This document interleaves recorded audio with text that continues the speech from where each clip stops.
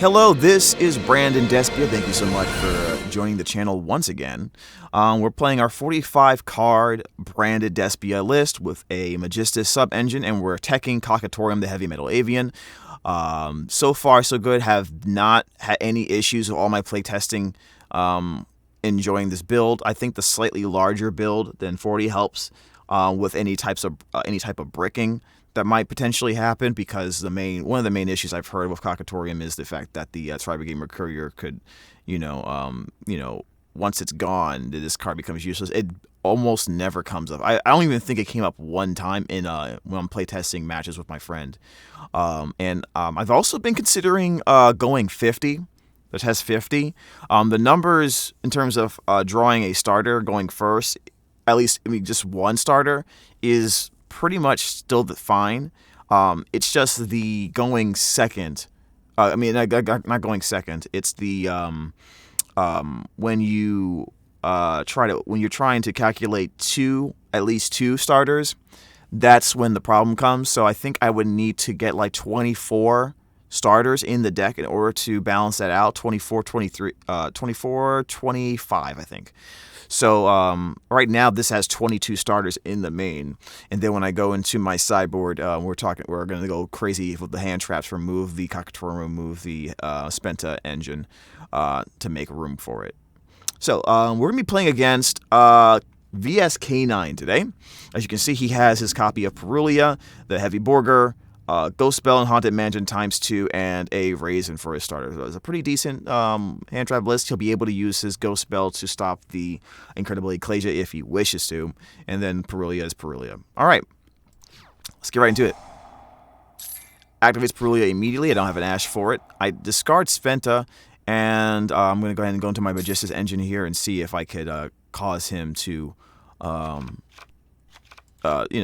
basically force him out before I go into my level 8 plays. Now, another reason why I like Zeroa in this play is because there is synergy with High Spirits, right? There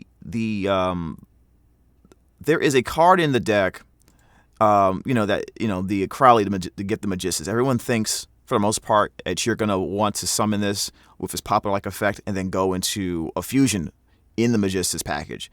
And oftentimes, I've been more than happy with simply using this as an extra body to exceed summon, an extra body to synchro 8, or in many cases do what I'm about to do right now. So we're going to go ahead and use the Rose effect, and we're going to go ahead and grab the Artemis. And now we're going to attempt to special summon the Magistus Sealer through the effect of the Zeroa, but he uses Ghost Spell. He really does not want me to go into the Synchro 8 here. Now, this is why I love how resilient this package is.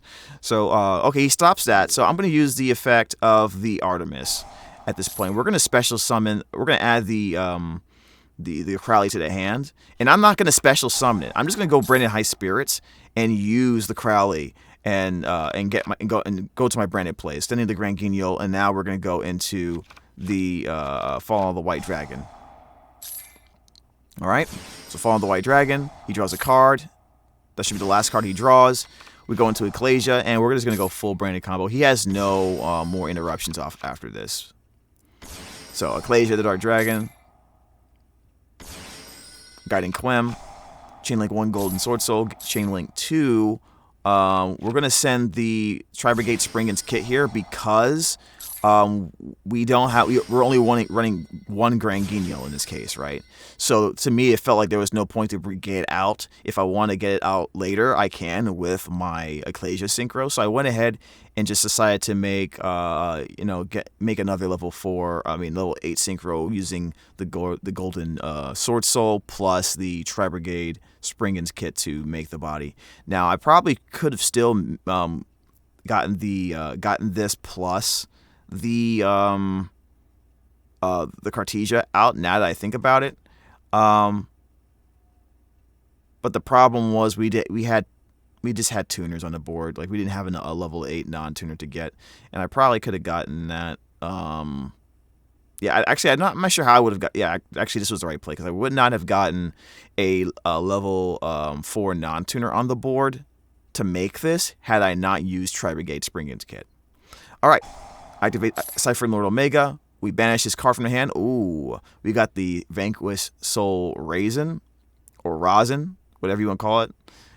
Who's a fan of raisins? Let me know in the comments if you still eat raisins. Anyways, so that's a pretty good hit there. We're gonna continue our plays here. Actually, we just stop here. So yeah, let's see how this. When I played this, this felt a little awkward, but we're gonna try to go through it. Add the Ecclesia to hand.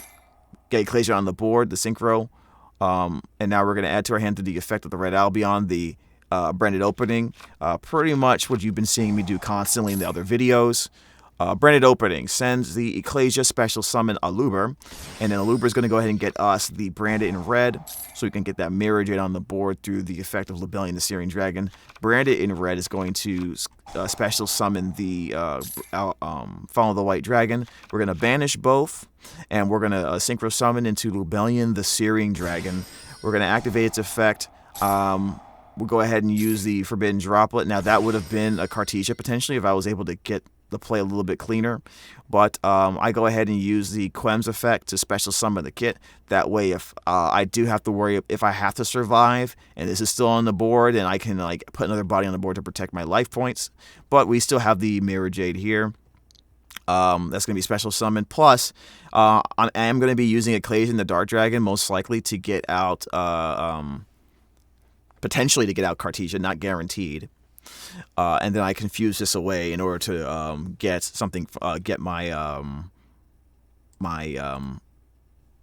Incredibly Ecclesia from the graveyard. So basically, what I'm saying is, if I need to use, if I for some reason needed to use this for material for blocking, I have the ability to do so. All right, now we got Mirror Jade. End turn. What does he got here? All right, I do have the Nibiru. I'm feeling good about the Nibiru because I feel like in order for him to break this board, he's going to have to summon more than 5 times. He's just going to have to. All right, so he goes into Mad Love, gets the Vanquish Soul start.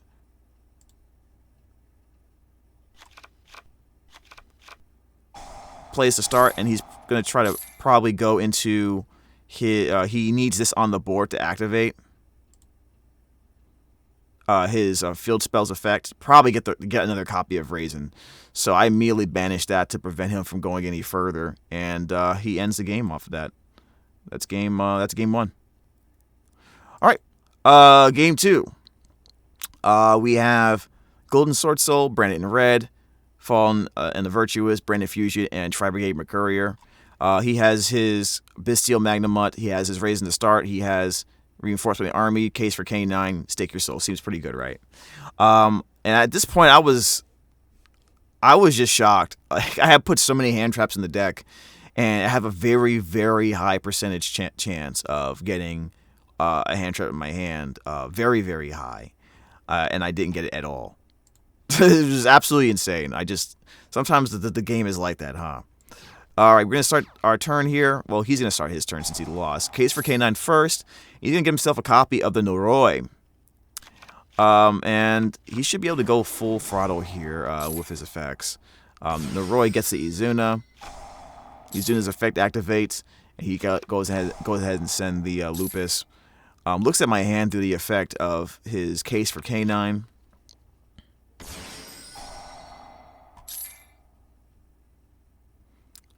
Oh, I'm sorry. His Noroi did. His Noroi is what allows him to look at my hand. Then he goes in to stake his soul. He stakes it after making the Ripper. Now, the Ripper doesn't feel as bad to me in many cases, as long as I have an access to some type of board breaker, Fallen the Virtuous. As long as he doesn't have the, and this is probably one of the unimportant things that sucks for what his play was. I didn't activate any hand traps, so he couldn't protect it. So this Izuna is going to get popped by Fallen the Virtuous most likely. All right, Mad Love's effect. Stake Your Soul. Actually, not Stake Your Soul. Vanquish start. I'm very excited about that for some reason. All right, so he targets that, gets himself a Holly Sue. So it looks like he's doing really well here. Reinforcement of the Army. My hand, to be honest, is kind of awkward. I had the Branded Fusion. I have Fallen the Virtues. That seems pretty good. But the monsters I have in my hand are basically bricks. So we have to turn that into something somehow. And considering all things considered, I did okay with the hand I had here. We'll see what happens. He gets Zhao Long. He gets a Holly Sue on the board. And have him go through all his plays here. He gets Rocket the Vanquisher. Activates the effect of his Zhao Long. Brings out the Heavy Borger. Brings out the Lantern. Brings out the Lupus. And makes a Ganache Knight.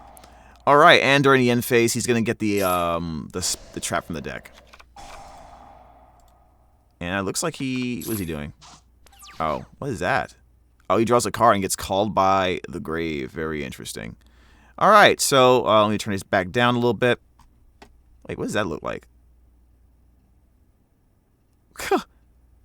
I didn't know that was... Is that a real alternate art, or is it just funny? Okay. Anyways, let's go. Ash Blossom drawn. I guess you love to see it. I guess. Fallen the Virtuous is gonna go ahead and pop the Ripper here. All right. Standby phase. Main phase. We go Branded Fusion. He doesn't have an answer to that, but he does activate the Heavy Borger's effect. Draws an Ash. Hold on a second. Bro, if he had activated Heavy Borger first, he would have had the Ash Blossom for the Branded Fusion, dude. That's absolutely crazy. All right, we go into the Red Albion. Yeah, to be honest, I'm not sure what I'm going to be doing here. I probably should have went, to be completely honest, I probably should have went into something else. Like a Mirror Jade. I should have went straight to Mirror Jade off of this. So I'm not happy with this play. You guys let me know what you think I should have did.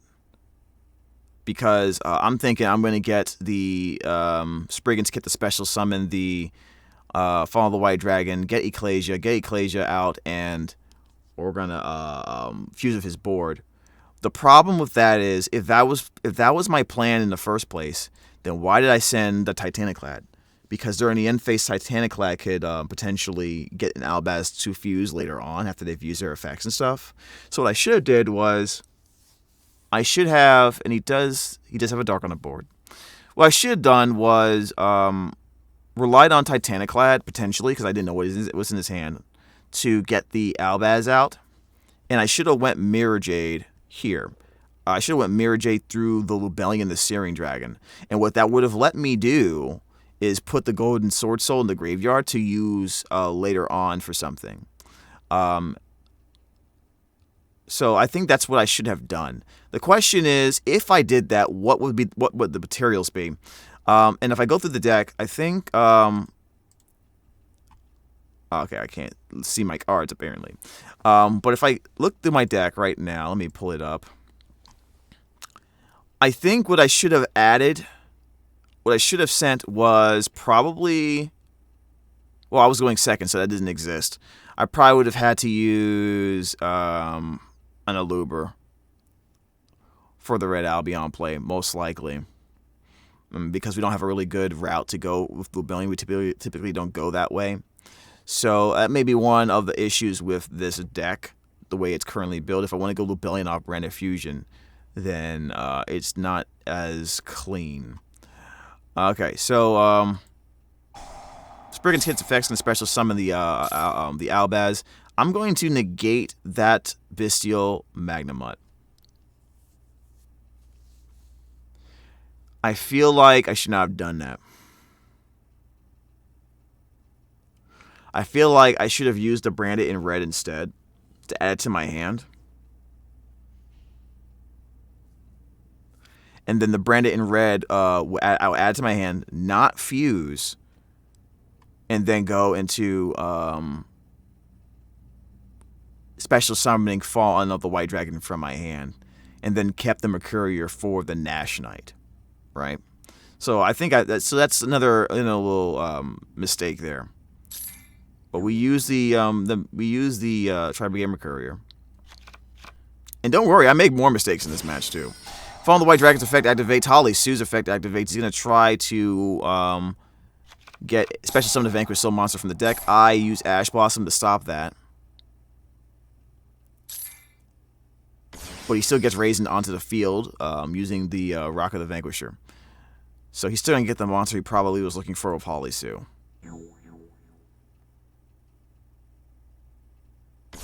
Alright, so Incredible Ecclesia, and this is the problem here. If I go this National is essentially pinning down the Ecclesia because my OG albaz isn't going to resolve with this on the board. So I really screwed up here. And it's 2700 defense. I can't pop it. Right?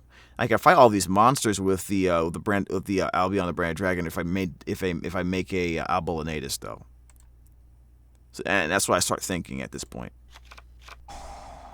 Raisin's effect, he's gonna probably get the Caesar Valis. Yep, Caesar. Yep. So now that ruins everything because now he's gonna special summon that, and now I have to attack that, and I have no way of fusing into a better card. So, yeah, we're kind of screwed here. And by playing it like this, we've invalidated the Branded in red because now I can't go into Mirror J because I just made a monster that can't be fusion summoned with. I go Fallen Albaz. I discard the Golden Sword Soul. And the effect of the Nash Knight is non-targeting. So whatever I make here is gonna lose. So I activate the Branded red in response to the Nash Knight, thinking that it was a targeting effect. It doesn't really matter. And then I think to myself, okay, hold on a second. I'm gonna have to make the Dragon Devourer to Dogma. So let me get a monster on the field in my hand and then make Dogma, and then I forget Albalanetus can't be fused with. So we pretty much do the game here. Absolutely disgusting on my part. So yep, we make Chaos Star Source Dragon because we knew it was just going to die. And then we just wasted the Chaos Star Source Dragon. Caesar Valis activates his effect. And now we have to attack with that. We still try to play, though. We let the Albalanetus die so we get an extra card in our hand. We get the Ecclesia in our hand. Albalanetus gets a Branded Fusion, probably just for a discard at this point. Because then I forgot that I had Branded in red. He prevents the Titanic Clad's effect with the Ash Blossom, and now I don't have really anything at this point.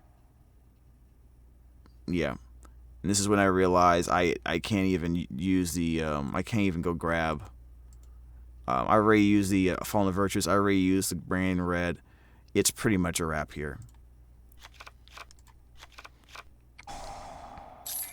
Still activate it. Getting a Luber out. And I think this is the point where I realized, wait a minute, I kind of screwed up my lines here. Yeah, so I made like so many misplays in this match, at least 3.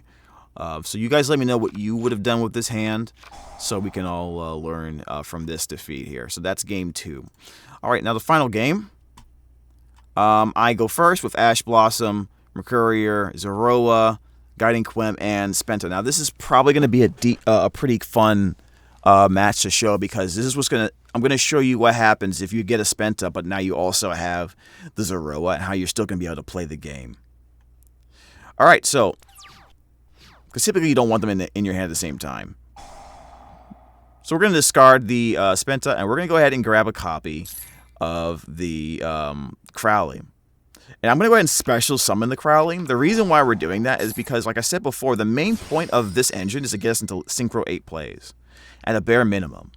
So with a non-tuner level 4 monster on the board, if he does anything to negate the Zoroa using whatever hand trap he wants to do, then my Zoroa, being a tuner, is going to be able to synchro summon with the Crowley. So it doesn't really matter what he does to interrupt this. All right, activate effect, and he knows it, so he doesn't even bother using the Ghost Spell or the Baldrake. Right. So we pretty much play around all of this. We play through Imperm, we play through Veiler, we play through Ghost Bell by doing it like this. All right. I'm still gonna activate the Artemis effect and add the Spenta from the deck to my hand, just to have an extra card in my hand to use for materials. All right, Synchro Summon. We're gonna go into Ecclesia Dark Dragon, activates effect. He uses the Ghost Bell in Haunted Mansion. All right, and unfortunately, our turn is over here. So now, this is one of the interesting things about Ecclesia and the Dark Dragon. As you see in his hand, he has 2 Ghost Bells. So in order to stop this card once it hits the board, you have to like use... It eats up hand traps pretty insane. It's pretty insane how he eats hand traps. Because now in order for him to pin down what I want to do, he has to make sure that Ecclesia and the Dark Dragon doesn't activate. That doesn't resolve. So when you're talking about VS K9... when you have to spam your hand traps in order to stop me, you may be cutting yourself off from plays because you need the attributes, right? So I'm going to assume that's what happened here. Let's go ahead, activate the effect. He draws not into a monster, but into a case for K9. Then he gets the Noroi, which is a earth monster. He has no fire monsters in his hand. Very interesting. Okay. So he activates the Noroi's effect. I have a feeling, based on the way he did his line, that he needs this to resolve, like savagely. He needed it to resolve. So he activates the Noroi. I Ash Blossom it. Like the way he was playing this line, I felt like he was stuck. So we go ahead and I try to activate the effect again. He uses the Ghost Bell. The Roy's effect activates. Looks in my hand. He sees I have a Mercurier. He sees I have a Quem. He sees I have another Spenta. Spenta isn't really going to do anything, but what it can do, it does come up. I can discard this card and target a monster he controls and half the attack of one monster, right, that he has. And I think it's non-targeting, actually. So this actually will come up if we continued playing. Baldrake removes a Spenta so he can get a body on the board. And he goes into battle phase. He has a 2200 monster and a 2500 monster. And I guess he thinks he can't do anything. He's done. Wait, why did he attack that monster? Okay, I think he just... Oh man, Mom Spaghetti here. He took his 2200 Noroi and for some reason attacked my Ecclesia and the Dark Dragon. And I think at that point he was like Scoops Haagen-Dazs at that point. That's game. Because now I'm going to be able to just create infinite advantage off of the Ecclesia. So I don't know why he attacked it. I think that was a misclick. That probably was a misclick of something. But let's just say he pops both monsters off the... he gets both monsters out of there, right? So what would we have done in that scenario? So, I can assuming whatever we draw, it doesn't matter what we draw, right? If I normal summon the Quem, I can use its effect to put Fallen Albaz, for example, or Ecclesia. Get Ecclesia on the actually Ecclesia's not even here. Yeah, so we're gonna get Ecclesia and then from Ecclesia going to OG Albaz. Now, how will we do that? How will we get an extra deck monster to leave the pile here? Well, we're going to discard this card, and we're going to half the attack of one of his monsters, right? Probably the Noroi. Then we're going to activate the banishment effect of Spenta the Magistus Sealer, and we're going to be able to take this Zoroa and equip it to one of our monsters. It doesn't matter which monster it is, as long as we equip it, probably to the Quem. This triggers the Quem's effect, and we'll be able to special summon the Ecclesia from the graveyard. And Ecclesia will tribute itself, go into Albaz. Albaz, I have the discard for the Tri-Brigade Mercurier. And I probably would take his Baldrake, to be honest. I would take his Baldrake, and we can go into Chaos Star Source Dragon if we wanted to pop the other thing. We also still have the Ecclesia here, so assuming this was off the board and he had killed it, if he had killed both of these monsters, that's what I could have done. And we still have an extra card in our hand because we would have drawn this turn, so we could go into Lebellion, discard that card, and go into Mirror Jade, and then we can control the board from there. Oh, so that's the game. That's the those are the matches. Once again, this is the deck list. Let me know your thoughts. I wouldn't have been able to make that play if I did not run the second Zoroa monster target. So I'm trying to think about what Zoroa monster I would even bring out. Would I even use in this scenario? And there's quite a few Magistus options here. And this might be the first time I attempt running Ninaruru at some point. Because it can let me attack 2 monsters if I equip it to a monster. But I can also attach a material from this card, target level 4 higher spellcaster monster, my graveyard, add it to my hand. Which actually is valuable in this deck, because if I potentially, if I had enough room for it, I could have got Crowley. Obviously, it's one of the main things you would do with it, or get a Zoroa back. Adding a Cartesia back in your hand after the game's been, has already started on the crackback, for example, would have been valuable. Getting a Quem again that was in the graveyard would be amazing. So I don't know. Maybe that is a thing we do. It also has the ability, when equipped to a monster, to pop itself and take care of a spell and trap card in the back row. So in terms of board breaking, I think we might want to go for a more board breaking package with the Zoroa engine. So it'll probably end up being replaced, the Variant Ragna, with either Magistus Omega and the Ninaruru. I'm also thinking about testing Varum, because going second, if I make this and the Synchro Summon monster is destroyed, I can destroy all face-up cards my opponent controls. And at the end of the damage step, at the start of the damage step, if this card battles is equipped, the monster this card is equipped to battles an opponent's monster, you can destroy that opponent's monster. So, I like the board wipe effect. That might seem relevant. If you are a person who plays a lot of Magistus, let me know what you think. And have you ever tried this build before? Or I would love to hear your thoughts. If you're a Magistus player, you like playing Magistus, I would love to hear your thoughts on this build as someone who's mastered that particular engine. All right, thank you so much for watching. Really appreciate it. Take care of yourself and have a great day.